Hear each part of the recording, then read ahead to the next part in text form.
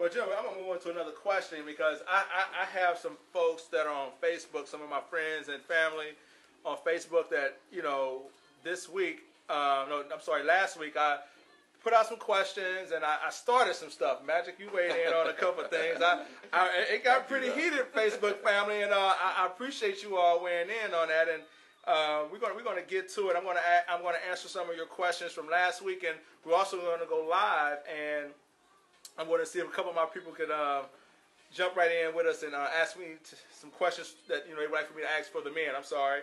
So I'm going to jump into this one here. Who are you in the relationship?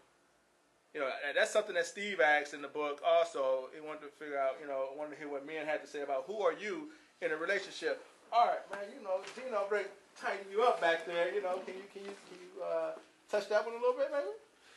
Yeah. I'm separated right now.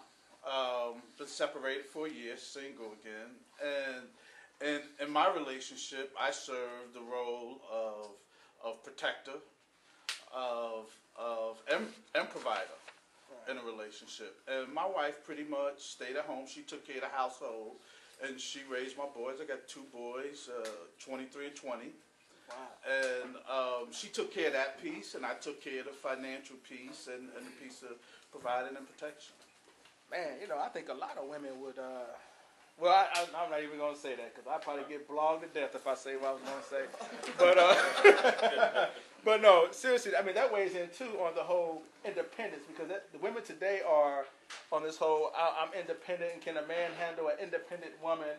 When you had a woman that was at home who was taking care of the family, they in some cases, that's kind of like a prehistoric thing, to some sisters, like, I'm not staying home. I get out here and make my own, do my own, and there's nothing wrong with that. I mean, I'm not knocking. I don't have a problem with an independent, strong woman, but, you had a situation where your wife was at home and you were the provider. And I think that they want us to be that as well.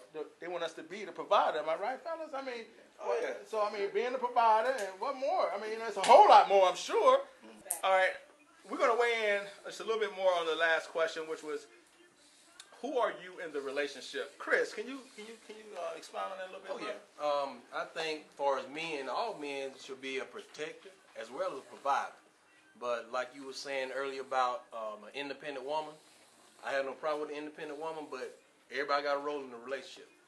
So if you know your role, your relationship going to be just as good as anybody else's relationship. That's how I feel on it. Because I've been married, now I'm divorced, but I'm in a pretty good relationship right now, but take the good with the bad.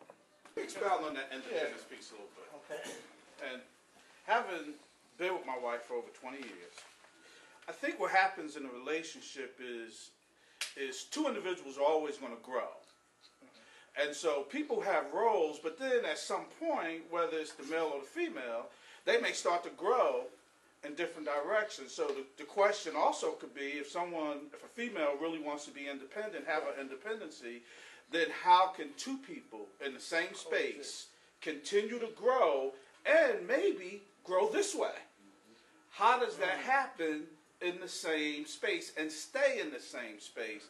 And I think that was one of the struggles that I had in my relationship with my lady. And being able, after the kids get grown and they go off to college, and she starts wanting to do this, and I want to do that too. So how do we still do that in the same space and continue to grow together?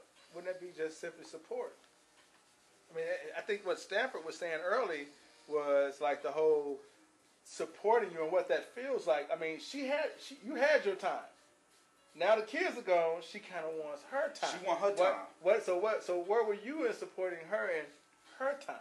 Oh, I was there to support her in my time, but okay. if you read Steve Harvey's book when it starts off, and he talks about a man's legacy, right? Now, a male gets, I believe the male gets their legacy in a different way. Okay. I think in many instances, women have legacy built in sometimes through motherhood. Okay. And a man wants his legacy in different ways, and it's going to be different for each different man. Right. So even though I feel like I've accomplished a certain level professionally, there's still a lot of things that I want to do. I've always lived my life on live, love, learn, and leave a legacy. Now, it's the legacy piece that I don't feel comfortable with. So I'm working on that, and I'm saying to myself, I still got to get there, because once I get there, and if you read his book, he says that. Once a man gets comfortable in that, he's pretty much okay, whatever. Can someone here define legacy?